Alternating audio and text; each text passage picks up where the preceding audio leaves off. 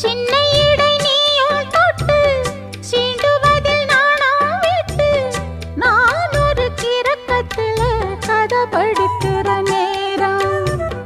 சித்திரம் போல் நீயும் மின்ன சில்மிஷமும் நானும் பண்ண ஆனந்த குளத்தினிலே அலையடிக்கிற காலம். உன்னை எண்ணி ஏங்கி இருந்தேன் உன்னிடத்தில் என்னை இழந்தேன். கண்ணிரண்டும் பூத்து கிடந்தேன் கட்டில் வர காத்து கிடந்தேன். வாலிபம் தவம் இருந்த வேளை வந்ததையா. இள மனசு இனி உனத்தான் விடுமோ நடு சாமத்தில சாமந்திப்பூ ஆள சத்துது என் நெஞ்ச உசுப்புது. நல்ல ராத்திரி